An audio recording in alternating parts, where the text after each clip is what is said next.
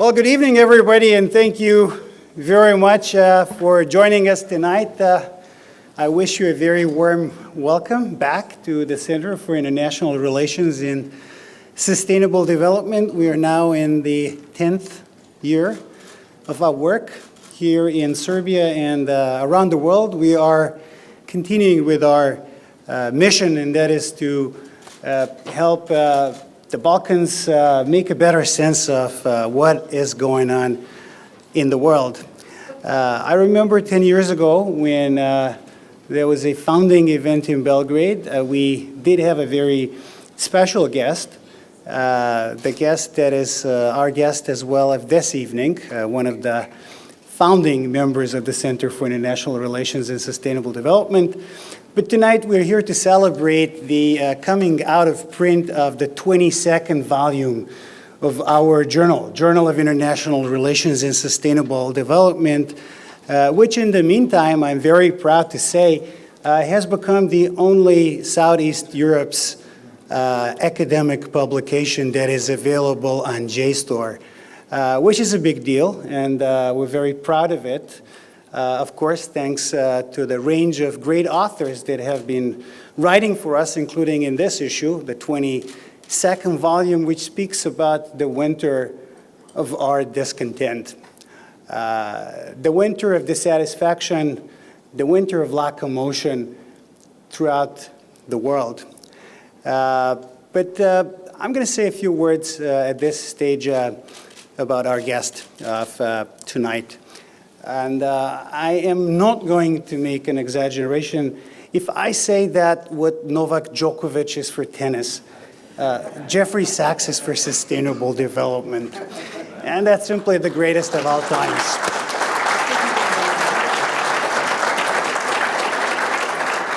I was enormously privileged to have Jeffrey Sachs as my mentor in graduate school. He was my mentor at Harvard.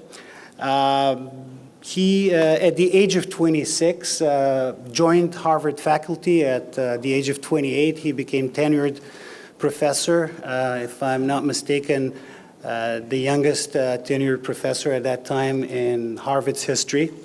New York Times called him probably the most important economist in the world. He's a world-renowned intellectual, best-selling author, innovative educator, and widely recognized for bold and effective strategies to address complex challenges, including escape from extreme poverty, the global battle against human-induced climate change, and so on. He's currently university professor at Columbia University, where he's also the director of the Center for Sustainable Development. He is also president of the UN Sustainable Development Solutions Network and a member of the Pontifical Academy of Sciences at the Vatican. Jeffrey Sachs served as advisor to 3 consecutive Secretary Generals of the United Nations, to Kofi Annan, to Ban Ki-moon, and then to Antonio Guterres. He also served as an advisor to a president of the UN General Assembly in 2012 and 2013. I was privileged to have Jeffrey Sachs as my advisor. I was also privileged to have Jeffrey Sachs on my side as a senior member of my campaign team when I ran for Secretary General in 2016. He's the author of numerous books, some of which did become global bestsellers. He's the recipient of the 2022 prestigious Tang Prize in Sustainable Development. And there's so many things I can say about Jeff, but this is the one last piece that I'm going to say. He received 41 honorary doctorates from universities around the world. So when I compared him to Novak Djokovic's 22 Grand Slam titles, I did have this statistic in mind. So 41 times honorary doctorate for our guest of tonight. And last but not least, he was the chairman of Lancet Commission. Lancet, one of the most famous scientific journals in the world, created a big commission on the lessons learned from the COVID-19 pandemic, which is something that I'm sure we're going to touch upon in our conversation tonight. So without further ado, I ask you to join me in warm welcome our guest of tonight, Professor Jeffrey Sachs.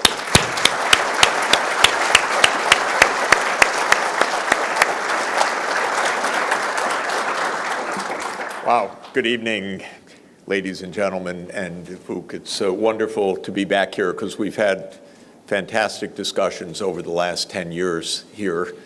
And please know how incredibly innovative CIRSD is and how incredibly foresighted it was of Vuk to put together the two themes of international relations and sustainable development. He had a little bit of an inside track because he led for the whole world the Sustainable Development Initiative, which brought us the Sustainable Development Goals, so that's quite a historic contribution. But Vuk knew then, as a world-leading diplomat engaged in sustainable development, that success in saving the planet was going to depend on success of geopolitics. And whether we can be successful is still hanging in the balance. So we came together, you invited me kindly 10 years ago in this forum, this venue, where we celebrated your idea of launching CIRSD and this publication. Then a year after that, we discussed one of the most poignant and difficult topics in modern history, and that was the origins of World War I, something that this region knows all too well. And of course, the backdrop of that discussion that we had in 2014 was, can we avoid sleepwalking into disaster again in the 21st century? And who would have thought that we would be meeting again this evening when that question is actually front and center for the whole world? Because I think it's a backdrop to our discussion, just one very sobering point, and I'm eager to speak with you tonight about it.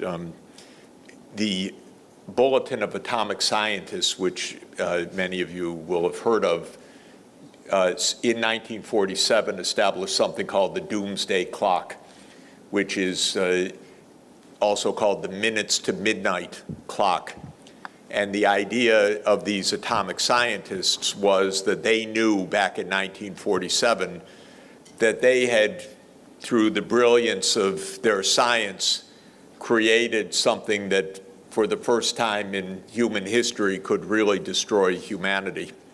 And they sensed that it was a danger unlike anything that humanity had ever experienced before, because while humanity is able to kill each other in large numbers and has done so throughout history, having a weapon that could end the planet was something different. And so they made this doomsday clock.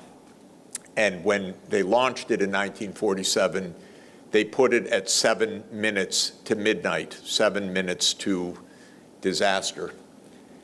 And over the years since 1947, the clock has generally moved a little closer to midnight because the weapons became more and more powerful. And because a few years ago they told the world that it's not just nuclear war, but it's environmental catastrophe that could also doom humanity. But at some points, such as the end of the Cold War, the hand was moved back from midnight several minutes. And for me, that's very poignant because what we're going to discuss tonight in my professional life started 34 years ago when I became an advisor in this region to Ante Markovic in federal Yugoslavia in 1989, and to the Solidarity Movement in Poland, and to Mikhail Gorbachev, his economic team for the Soviet Union. And We thought then, 30 plus years ago, that the tensions would be reduced, and that Gorbachev, who for me is a hero, even though he's reviled by many in his own country, I think through a deep misunderstanding, but in any event, for me he's a hero because he was a person of peace. And maybe that's in a way why the Soviet Union ended, because he did not want to use force to hold things together. He wanted to use persuasion. But be that as it may, his idea was that there could be a peaceful, common European home. That was his great idea. And I signed up for that. I thought that really is a wonderful idea and a wonderful way to spend one's effort and one's time. And I got stuck with that idea 34 years ago, and I'm still completely stuck with it today. So I'm deeply frustrated by what's happening.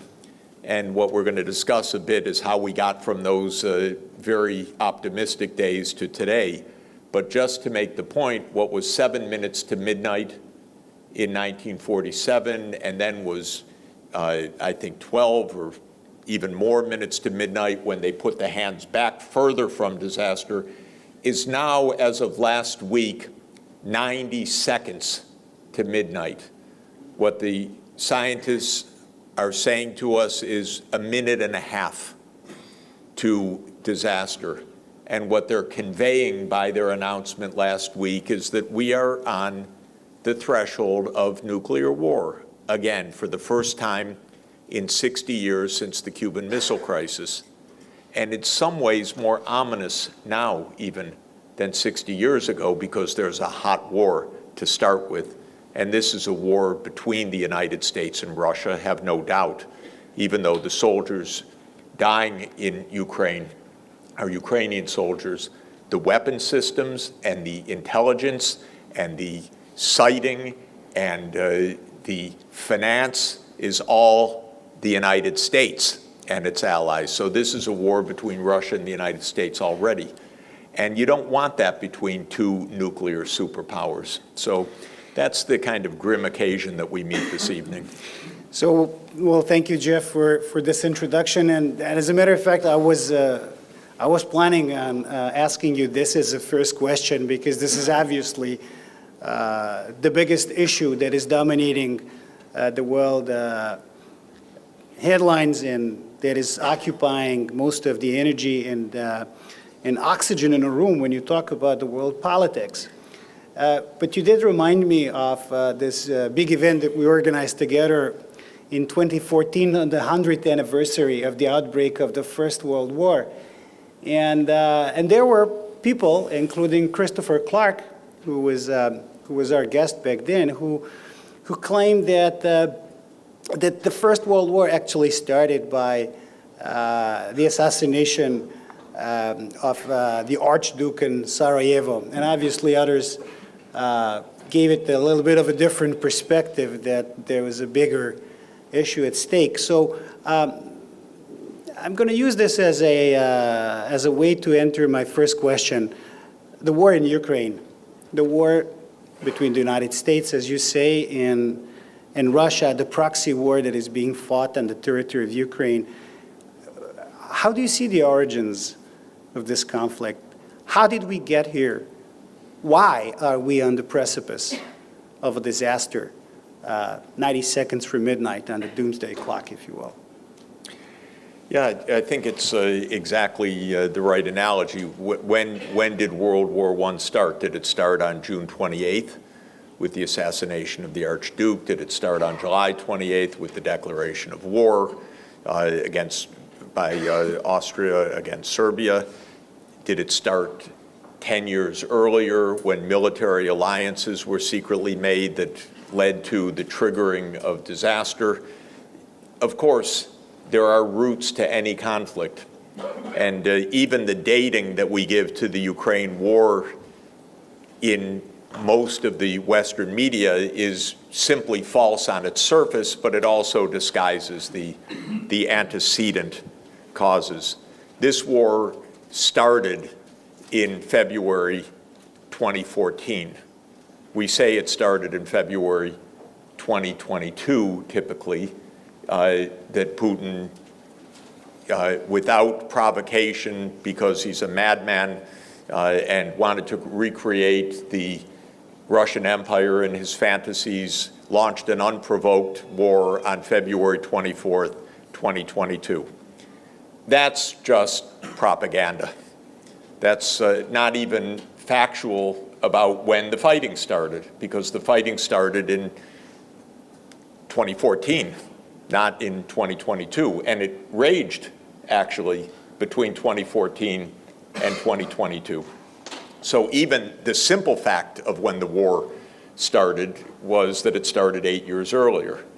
And of course, why the war started 8 years earlier is heavily contested, but I'll give you my 5-minute view, and that is that from 1990 onward, we failed to endorse, adopt, and build on Gorbachev's vision of a common European home, and instead the U.S. set up a vision of a U.S.-led unipolar world and believed that the Cold War was won by a U.S. victory rather than achieved by a diplomatic settlement. In fact, the U.S. did not defeat the Soviet Union. Gorbachev unilaterally said we should end the Cold War. We want to reform. We're going to disband the Warsaw Pact because we don't want to address our issues through military means. And he was told in 1990, okay, if you do that, Germany wants to reunify, but we commit to not expanding our military alliance, NATO, in place of what was the Warsaw Pact. And a famous promise was made that we will not move NATO 1 inch eastward. And by the way, I always like to say in my talks, if you want documentary evidence, my email is sachs@columbia.edu, and I'll be happy to refer you to the archival material that documents this, because this is all denied now by the United States, which likes a politics of amnesia rather than a politics of memory in this case. So the U.S. promised no NATO enlargement. By 1992, the neoconservatives in the United States, which means the hawkish or war party, was in power. Remember Cheney, Wolfowitz, and Rumsfeld, and then they were followed by the Democratic Party side of the war party, which is Madeleine Albright, Richard Holbrooke, and others. So it's both parties. It's not one party or another party. They said, no, we won. It's a unipolar world. Anyway, Soviet Union's finished. We don't have any commitments to keep. And so Bill Clinton started the NATO enlargement in the mid-1990s. And really smart people knew at the time, this is reckless. This is dangerous. It's a cheat, and it's also a provocation. And so that went on for a long time. By the way, when President Putin came to power in 1999, he was not anti-European. He was not anti-American. He expected cooperation. But he said, stop the NATO enlargement because, you know, we have interests and we don't want your military on our border. Then came 9/11. The neocons went into absolute preeminence. Cheney basically ran the security state of the United States from 2001 to 2008. He was a very dangerous person. He said if there's 1% risk of something, you have to treat it like it's 100% chance. You know, if Saddam has 1% chance of having nuclear weapons, you have to treat it like it's certainty.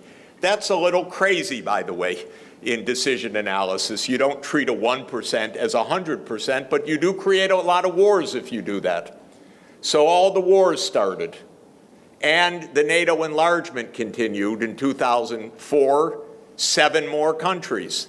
The Baltic states, Romania, Bulgaria, Slovenia, and Slovakia.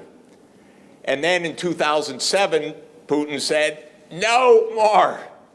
So George W. Bush in 2008 said, yes, more. Ukraine and Georgia. This was not prudent. Prudence, prudentia, is a Latin word meaning practical good judgment. And it comes from a Greek word called sophrosony, which means wisdom. This is not wisdom. This is stupid. And that's what they announced in Bucharest 2008. And many European leaders said to me at the time, what is he doing? We're against this. But one thing, this is the continuing slide into this, and I'll just finish with 2 quick points on this. In 2014, the US helped overthrow the president of Ukraine, Viktor Yanukovych. We know it from many means. I know it because I happen to see things that I wish I hadn't seen. But the US was part of this overthrow. Putin didn't like that either, because Yanukovych was actually rather cleverly trying to balance 2 giants. On the one side, the West saying you must do this and you must do that. On the other side, Russia saying you must do this and must do that. And Yanukovych's position was, we're neutral, thank you, we're neutral. That was rather intolerable to the United States. Neutrality doesn't work in the US mindset, because you're either with us or you're against us. And so they helped to overthrow him in February 2014. That's when the war started. And between 2014 and 2021, there was fighting the whole time, but the US put in billions of dollars of weaponry. And the Ukrainians built fortifications along this line that we're seeing the front line. That didn't just start a few months ago. That was 8 years of fortifying the eastern Ukraine with American finance and know-how and weaponry. So at the end of 2021, after Biden had come into office, Putin said, look, you crossed every red line, but our red line is NATO stops its enlargement. You stop trying to get military bases on our borders. You stop putting weapon systems that can hit us in a few minutes, and we discuss it. And the White House answer was, nothing to discuss. And we're certainly not going to talk about NATO enlargement. And then the war, the invasion came on February 24th, 2022. So if ever there was a series of missed opportunities over 30 years to avoid a conflict, this is it. And that's why I'm deeply unimpressed by an analysis that said this war started on February 24th, 2022 by an unprovoked attack by President Putin. It's just not true. It started because of a buildup of conflict over a 30-year period and lots of cheating, I'm afraid, by the United States side. And that brings us to our mess right now. So we are, Jeff, where we are right now, and obviously this angle is something that is fiercely opposed by official capital views of the European Union and Washington as well. But the fact of life is that a set of very harsh economic sanctions were imposed on the Russian Federation unilaterally by the United States and the European Union. And as both economist and intellectual, what's your take on these sanctions, how effective Those these are opposites, by the way, economist and intellectual. intellectual. Well, Just to make the point. try to be both in answering this, but and why do you think that majority of nations don't seem to have been ready to support this course of action, at least not so far? First, on the sanctions, you know, the United States uses sanctions a lot. It's an interesting policy. They use it a lot because it's without any direct budget outlay, and it can do a lot of damage. And it doesn't require any public debate. It doesn't require any congressional approval. The public doesn't even understand what it is, but who cares? It's not their business. This is purely the president by signing a document. And the U.S. uses these unilateral sanctions. This is different from sanctions approved by the UN. That's a different matter, because the Security Council can vote sanctions under the UN Charter. But this is the U.S. using its sanctions, and they do it a lot. The one thing I would observe about this is they almost never work in geopolitical terms. And I've watched for years the use of sanctions by the U.S. as a cheap, easy policy fail time and again. One was the United States, in one of the most ridiculous foreign policy moves you can imagine, suddenly decided under Trump to declare that the president of Venezuela wasn't the president, but the president that the United States said was the president. So the United States one day announced, Maduro is not president, Guaido is president. It's in English we would say pretty ballsy. That you just announce one day who the other country's president actually is. It's a strange kind of foreign policy. Anyway, they said, okay, since Maduro's not president, he can't have any access to foreign exchange reserves anymore. He can't Venezuela won't be allowed to fix its oil drilling and so forth. So by stroke of a pen, they put on these unilateral sanctions. It actually worked in one sense. It completely crushed the Venezuelan economy, which declined by more than 50% in GDP, extraordinary decline. What didn't work is Maduro's still there, of course. And Guaido, by the way, was thrown out even by the opposition, saying, no, he's not our president anymore. The whole thing was absurd. It was worse than a high school play, actually. Oh, you're not student council president? He is. Yeah, but he won the vote. No, it doesn't matter. But anyway, they did this, but it didn't work geopolitically. It didn't end Maduro's government.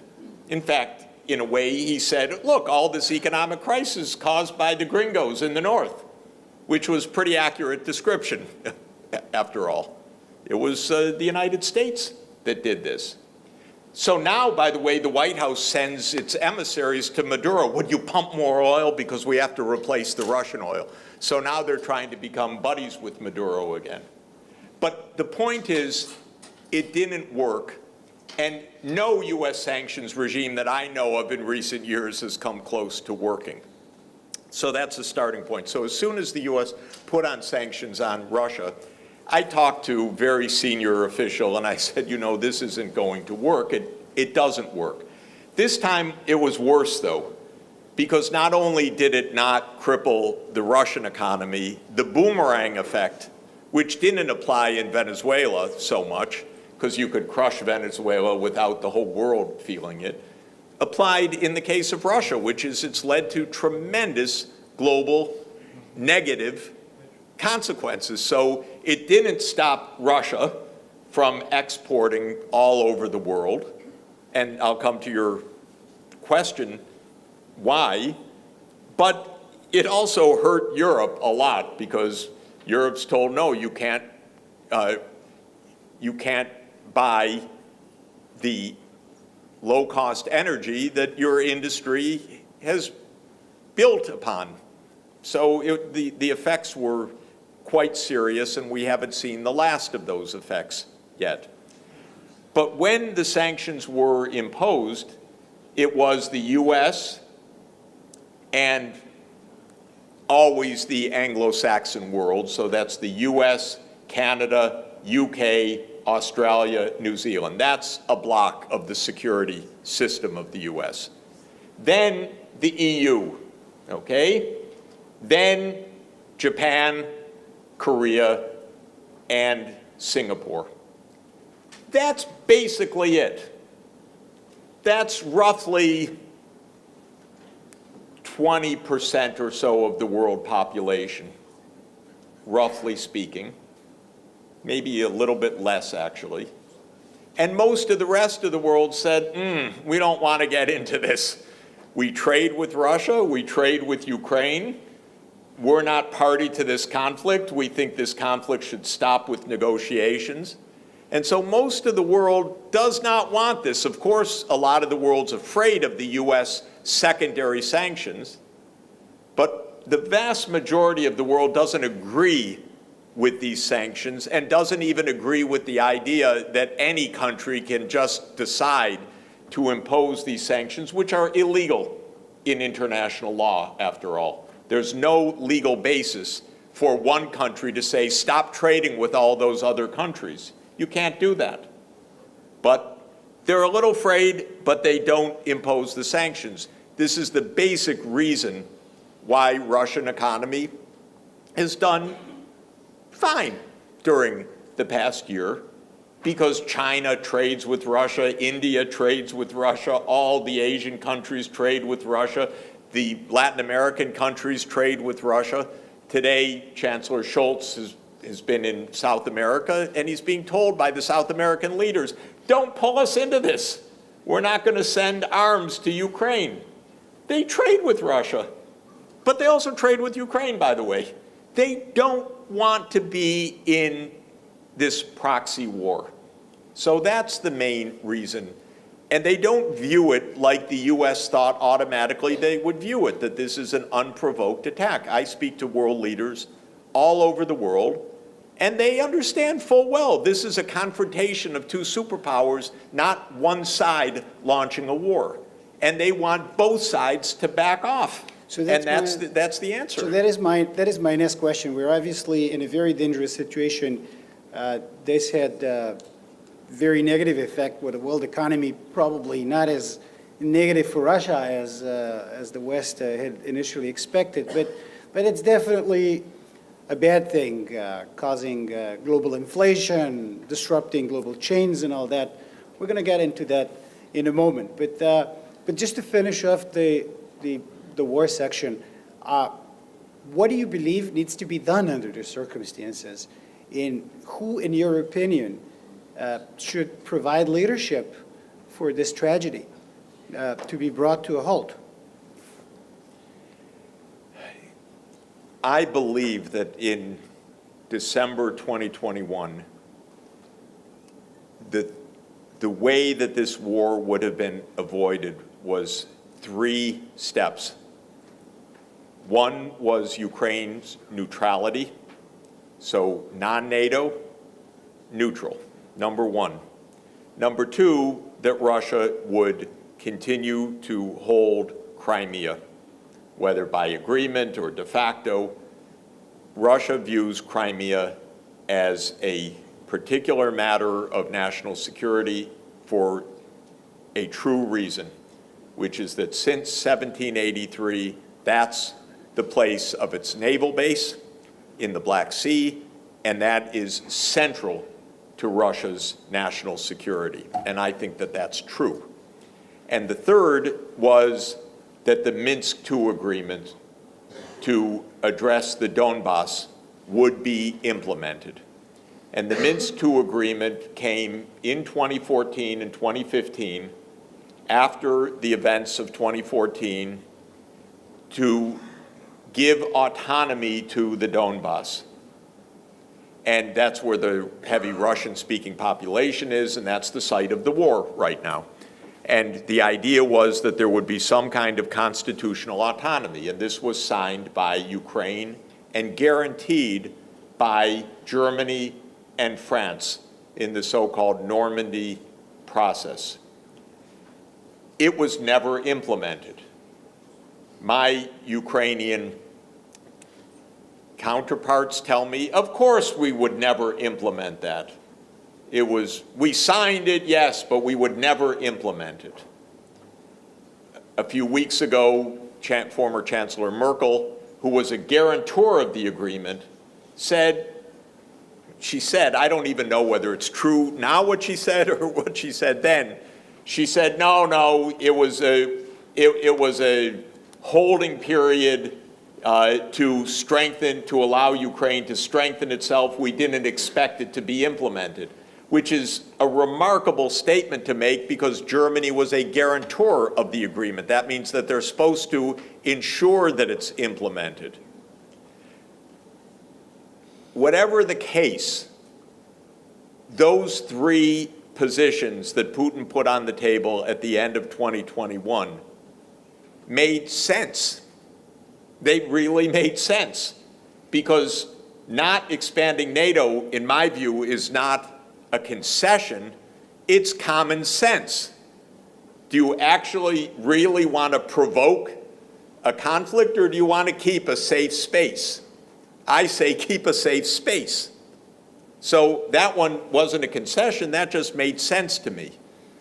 Crimea makes sense to me also, I have to say, that fighting to take it back could lead us to nuclear war, and we should understand the practicalities of this. And what Yanukovych was trying to do in 2011 was to negotiate a long-term lease arrangement with Russia that would last at least till 2041.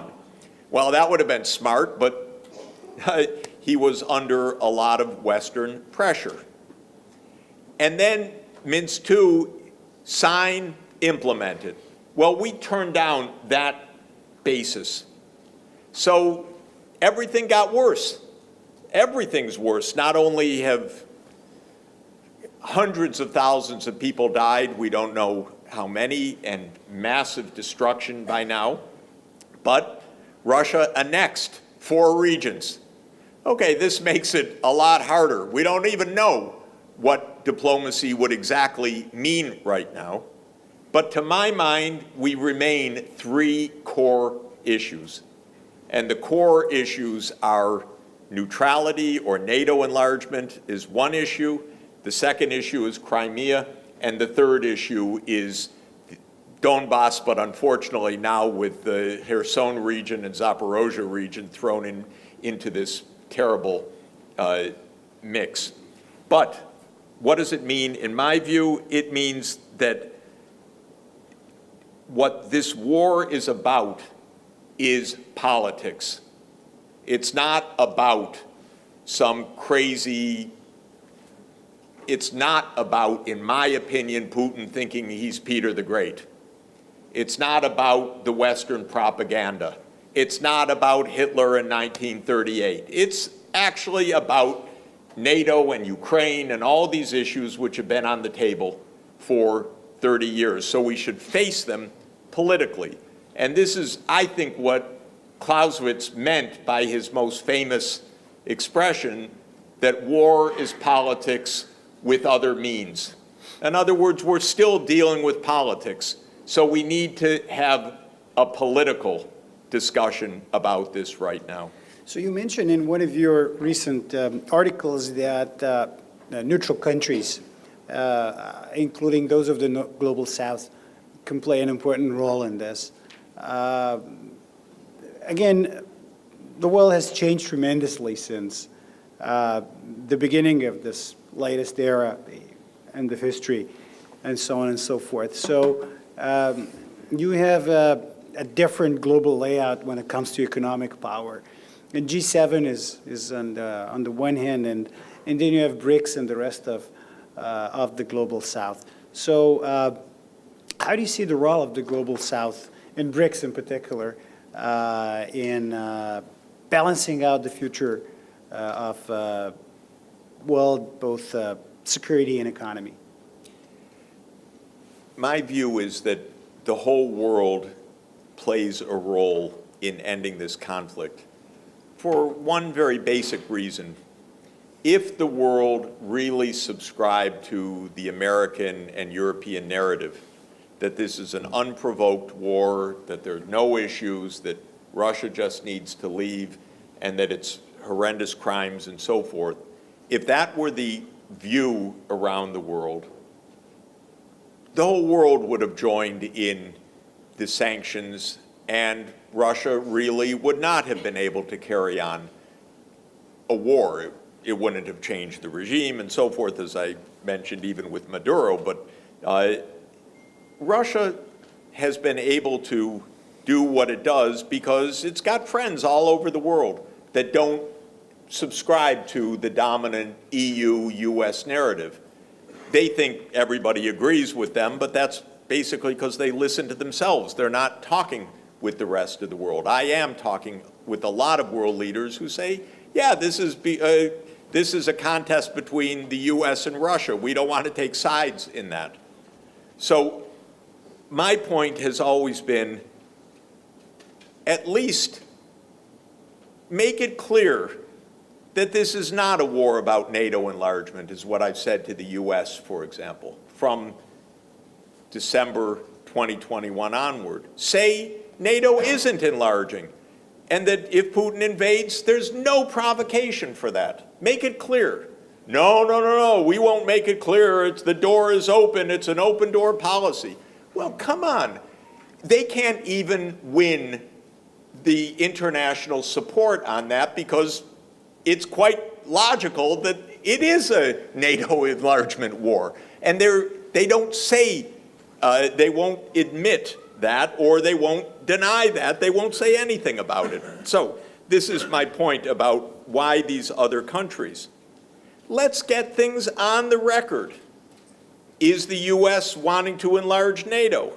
If they had any sense at all, they would say no. It was a terrible idea in 2008, and we understand it's a terrible idea. It crosses the red line of a major power that has 1,700 nuclear weapons, thank you. It wasn't such a good idea.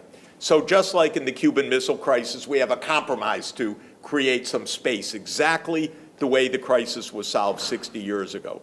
If they said that, and there were negotiations that made all of this clear, and the whole rest of the world said, you know, now this makes sense, and we will hold accountable the party that breaks this agreement, then you're talking, because then just willfully invading the other side in complete contradiction to what you've agreed really would provoke a worldwide storm.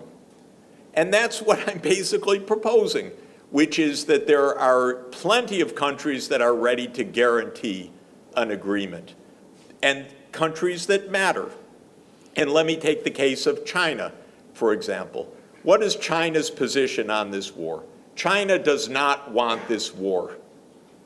Of course, China doesn't want Russia to lose this war and NATO to win, especially because, unbelievably, the Secretary General of NATO today is in Asia to try to make a NATO-Asia alliance against China. Duh. Excuse me. What does NATO stand for? North Atlantic. Does it stand for World War III? Does it stand for U.S. Expeditionary Force? No, it stands for North Atlantic. It was to guard against an invasion by the Soviet Union, which I guarantee is not going to happen because it doesn't exist anymore. So why is the Secretary General of NATO, Jens Stoltenberg, in Korea today? Because they have no restraint. Because now NATO wants to take a position against China, which is it's really, okay, I'm coming back to your question. So what does all this mean? Put reasonable terms on the table agree on reasonable terms, and then reasonable nations will help to ensure those terms. And the reason I was mentioning China is that China has said all along, we want the war to stop, which they really do when I talk to a lot of Chinese senior officials, but we want Russia's security interests to be respected as well. In the West, that's regarded as ludicrous, but what it really means is no NATO enlargement, which is neither ludicrous nor of uninterest to China, which doesn't like NATO exactly right now, especially since they're traipsing around East Asia to try to organize an alliance against China. So all of this is to say there are lots of important countries in the world that actually want peace. And I mentioned Argentina, Brazil, India, which is president of the G20 this year, China, South Africa. They're not warmongers. They're not anti-Ukraine. They just happen also not to be anti-Russia.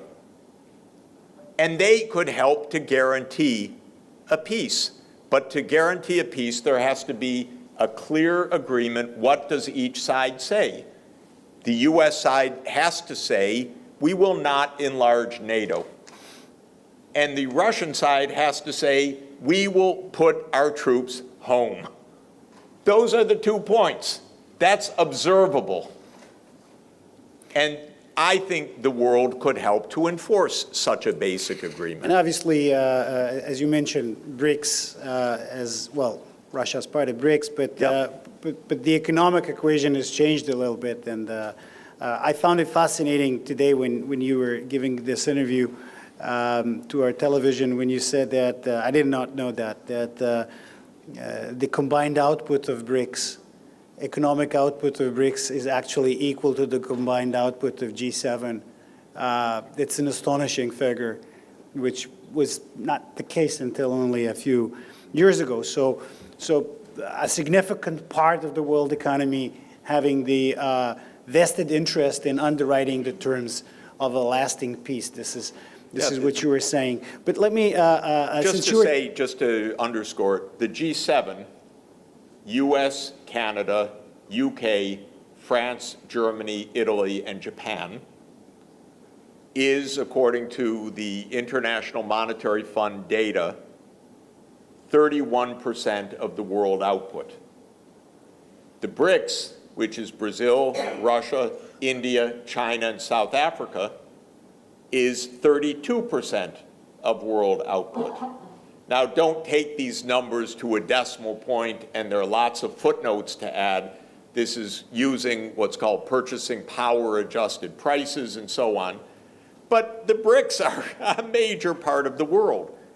And geopolitically, really an important part of the world.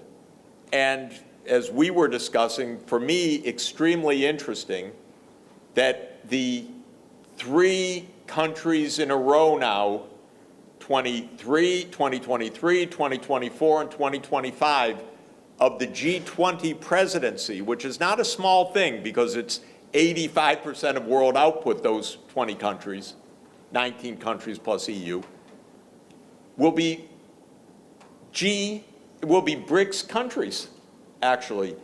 This year, India is the presidency of the G20. Next year, Brazil, and in 2025, South Africa. And last year was Indonesia. This is a different kind of world. It's not run by the G7 anymore. It's really run by a much broader group of nations, which is good.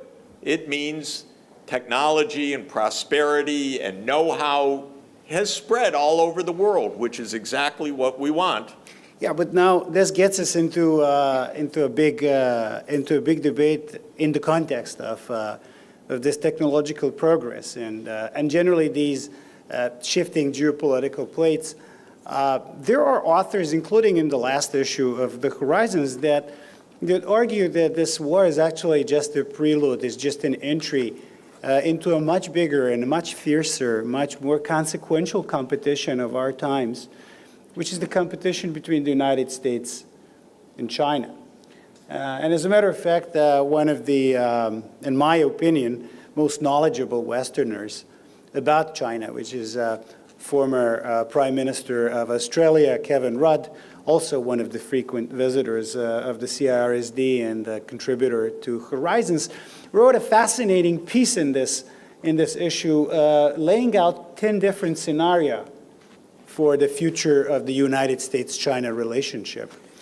And quite scaringly, I must say, 8 out of those 10 scenarios envisage a war between the United States and China in our lifetime, which is possibly even more dangerous and even more consequential than the proxy war that we have been talking about so far in this conversation. So, Jeff, what is your view on the future of the U.S.-China relationship? Do you think that this decoupling is inevitable, that this trend cannot be reversed? And what's currently, after the big COVID drama that brought another dimension into this whole situation, where do you think that the U.S.-China relationship is currently going? I'll start with, again, the same data that I mentioned earlier, but for the U.S. and China. If you measure output in China and the U.S. at what's called international prices, a common set of prices, or what's called purchasing adjusted prices, the Chinese economy is bigger than the U.S. economy. China is currently about 18% of world output, and the U.S. is about 15.5% of world output. This is a fundamental change from 40 years ago. In 1980, the U.S. was about 21% of world output, and China was about 2.5% of world output. Between 1980 and 2020, China grew at a rate of nearly 10% per year. When you have economic growth at 10% per year, it means your economy doubles in size every 7 years. So in 35 years, it doubles 5 times, or 2 times 2 times 2 times 2 times 2, 32-time increase. And that's basically what happened with China. Why, by the way? Because China started incredibly poor, and it caught up to a significant extent. When you're poor, there's lots of headroom. Electrification, education, building roads, building rail, and that's what China did extremely effectively for 40 years. Excellent economic management for 40 years. And now, they didn't close the gap in living standards, because the living standards, by this measure that I keep referring to, puts China at about 30% of the U.S. level. But since China's 4 times the population, it makes it a larger economy in total. Well, let me just give you the upshot of this. This is freaking out American policymakers. It's what a psychologist or a psychiatrist would call a neurotic reaction, because no one gave China the permission to be bigger than the United States. And that wasn't supposed to happen. In 1992, the U.S. achieved unipolar status, the sole superpower. And that was supposed to last for many decades. And lo and behold, 30 years later, it ended. And the American reaction is, we are so smart, we are so good, we are so effective that China must really have cheated at every moment. And they really must be our enemy also. This is extremely dangerous. It's either us or them at the top of the world. And only a US-led world is a safe world. Otherwise, we're all going to be destroyed by China. It is, in my view, a fantasy misunderstanding. I'll start again with the basic proposition. China's living standards are about a third of the US. China has decades of economic development to make. China faces major challenges. Population is now starting to decline quite significantly. China will probably be under 1 billion people by the end of this century, possibly 800 million, according to the UN forecasts, which are mechanical, but still showing how significant. China will age very rapidly. There are many, many challenges. China's not out to take over the world. But the U.S. whole vision is U.S. is the world leader. It's the self-image. It's what I'm afraid is taught at the Kennedy School of Government often. Isn't that right? Yeah, it was something like that. It was in a different. You don't have to believe what's context. taught, but it is something that's taught. I actually did believe a lot of things that I was taught at Harvard Kennedy School, and this is one of the reasons why Jeff and I remain so close up to this day. But the atmosphere was different back at a school. It was easier to disagree. It was a different era. I really enjoyed my time at a very liberal and open institution that was Harvard at the time. I did give a lecture last year at Harvard, and although it wasn't really about the war in Ukraine, I was asked questions by the audience, by the kids in the audience, and I was very diplomatic. I wasn't like Jeff at all. Tonight, Jeff was very open. They probably wouldn't invite me there. So yeah, but, I mean, later on, I remember we went for a lunch, the professor and I. I'm not going to name who the professor was, but she. That's a disguise. That's a little bit of a disguise.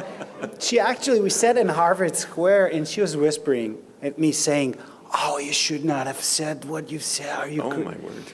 And I said, like, I mean, I did not want to make a comment on that, but whispering in a restaurant at Harvard Square, like whispering, I could imagine whispering, in a place like Belgrade or maybe a place like Moscow, whispering so they do not overhear what you say. But whispering at Harvard Square was something that really struck me, that there was an era of change in comparison to the time when I was at Harvard.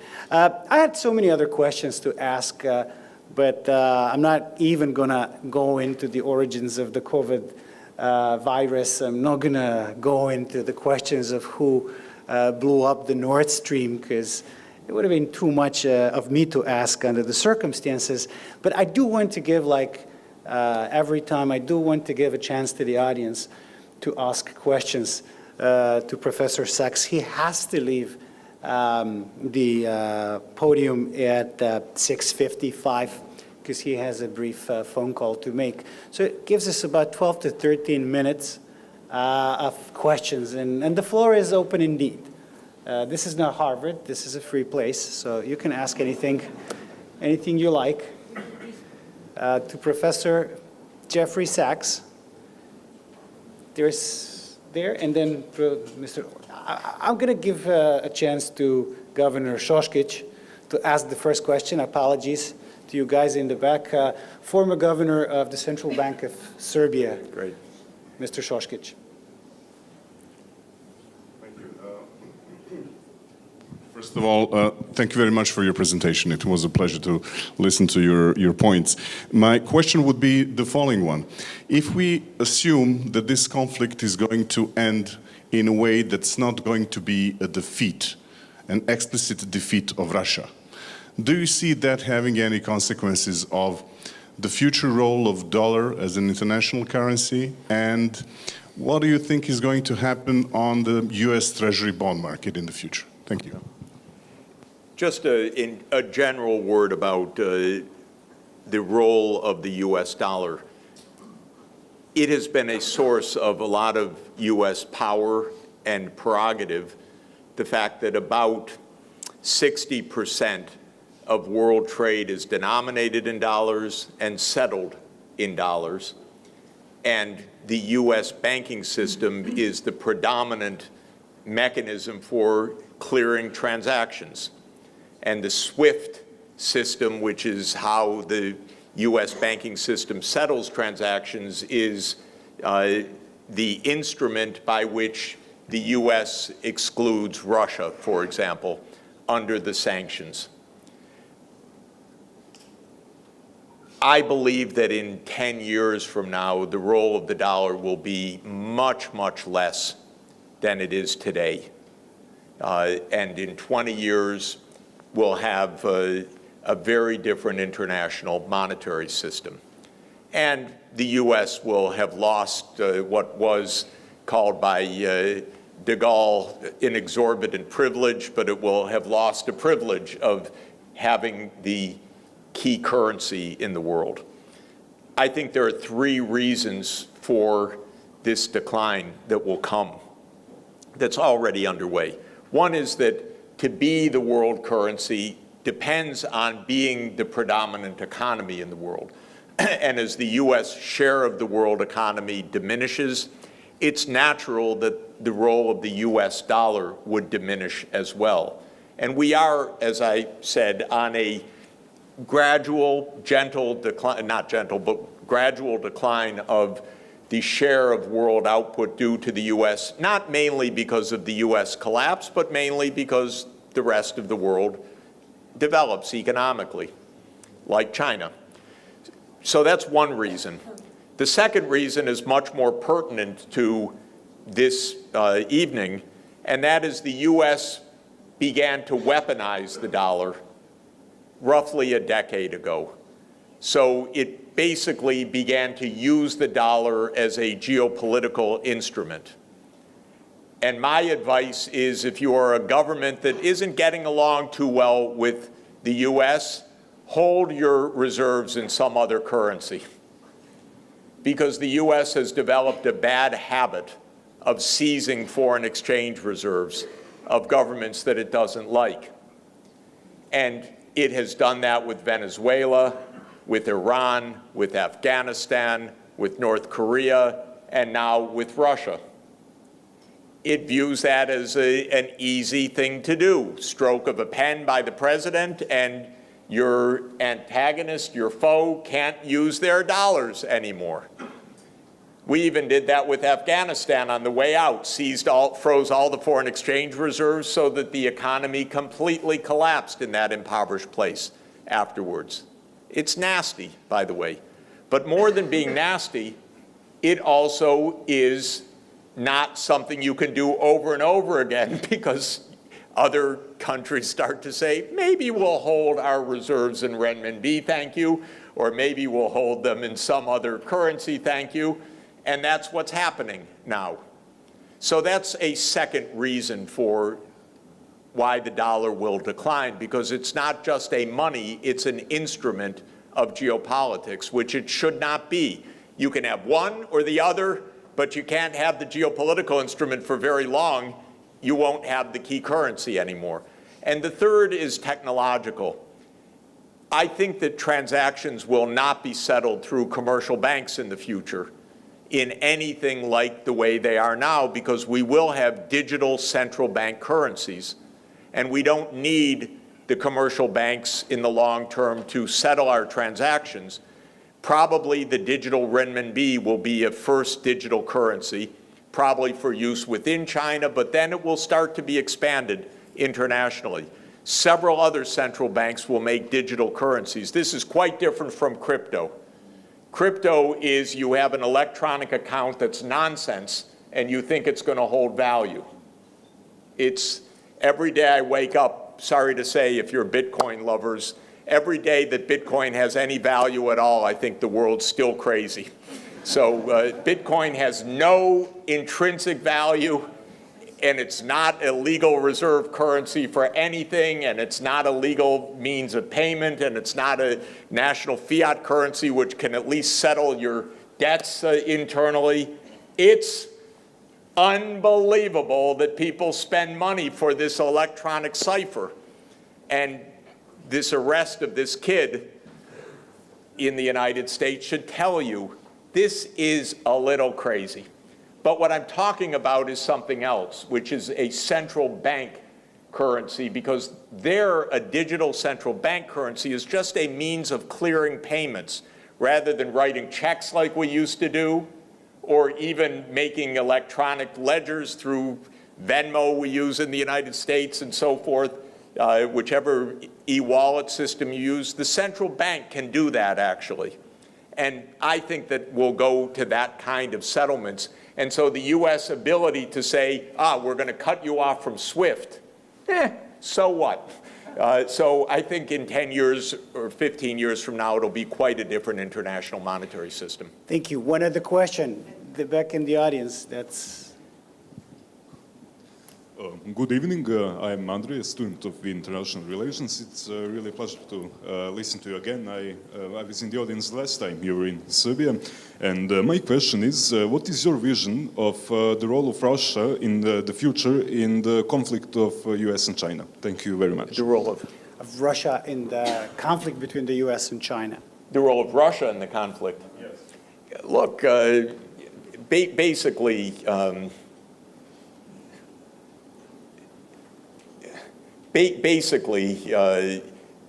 much of the world, as I say, is going to have trade relations with China because why not? It's a good trading partner. And China will be the world's main trading partner for a significant majority of the world. And Russia is among them, and physically being neighbors so that Russia can make gas and oil pipelines and provide other raw materials which China doesn't have, makes them very complementary economies. And since the U.S. has designated both of them as enemies, it makes them natural allies. We did the one thing that Zbigniew Brzezinski said never do. Zbigniew Brzezinski was, the geopolitical strategist who in 1997 said how important Ukraine was for this geopolitical competition. But in his book, The Global Chessboard, he says, well, this will be the geographical pivot of Eurasia, but the one thing the United States must never do is drive China and Russia together. And then he says, but this is very unlikely to happen. And so, it's the U.S., you shouldn't declare enemies this way. It doesn't even make sense on your own terms of your own geopolitical competition. And that was Nixon's idea of triangulating between Russia and China, or Soviet Union and China, during the Cold War period. But we did what we were told, oh, that will never happen because it's such a bad idea. So right now, that is a friendship without limits, as they say, because the U.S. is targeting both of them. And the U.S. is talking the European Union into more and more of an anti-China policy. And I just can't believe it that Europe would fall for this. Because Europe, absolutely for its prosperity, needs a good relationship with China. And for a long time in the future, China will be a neighbor of Europe in Eurasia. And so you're actually on the same landmass, too. And so having good relations would be a good thing, but not in the U.S. mindset. And so the U.S. has launched a chips war against China. This is incredible, this chips war, oh my God. I need an hour to say what I wanted to say, but I'll say it in 1 minute. There's one more question. The U.S. has said we're going to try to stop the Chinese economy from, modernizing at the front level by restricting the sale of advanced chips. Terrible idea, in my view. Completely belligerent. But yesterday, apparently, according to the Financial Times, I don't know whether it's definitive or not, Netherlands said we go along with this. If Europe just follows the U.S. on this, it's not going to defeat China, but it sure is going to boomerang against Europe. It makes no sense. And what Europe should be saying to the United States is, calm down. You're still powerful. We still like you. You don't have to, you're still richer than China per capita. You can calm down. We don't want a war with China too. And that's what Europe should really be saying to the United States for its own good. Thank you, Jeff. But there's one more question, and I really have to make an exception, because I really don't know what would have happened if I don't allow this, but my wife actually wants to ask a question. It This is a catches perfect- me by surprise, so Natasha Jeremić wants to ask a question. What is the current situation of climate change, 2050? Okay, an easy question. Current situation on climate change. It's hot and getting hotter fast. And just to give you a couple of grim realities on this, the rate of warming of Earth on average has been 0.18 degrees Celsius per decade during the last 30 years.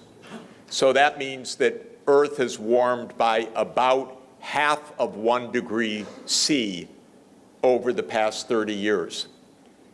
Earth is now warming currently at about twice that rate, at about 0.36 degrees Celsius per decade. Now, compared to the pre-industrial temperature, the Earth is 1.2 degrees warmer than it was before industrialization. If you take 0.36 degrees C per decade, that means we'll be 1.56 degrees Celsius warmer than pre-industrial 10 years from now. That means we will be above the limit set in the Paris Agreement within 10 years.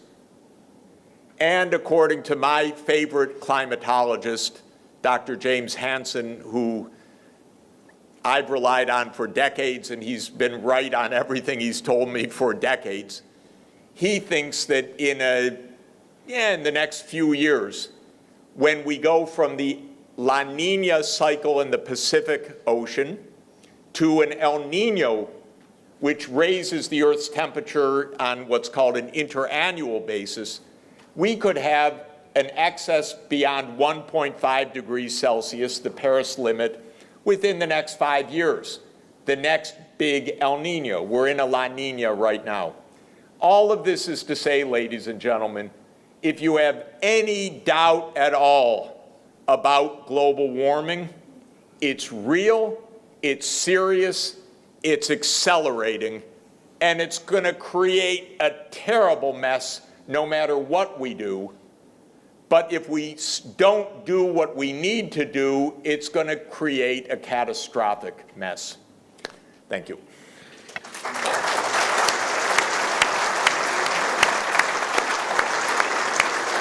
Anna, I gotta thank you very much. I gotta end on the positive note. There is a cocktail, and the drinks are on the CIRSD. We have to end on a positive note. Jeff is going to leave us right now for a call, but he's gonna come back and join us in some 20 minutes to half an hour.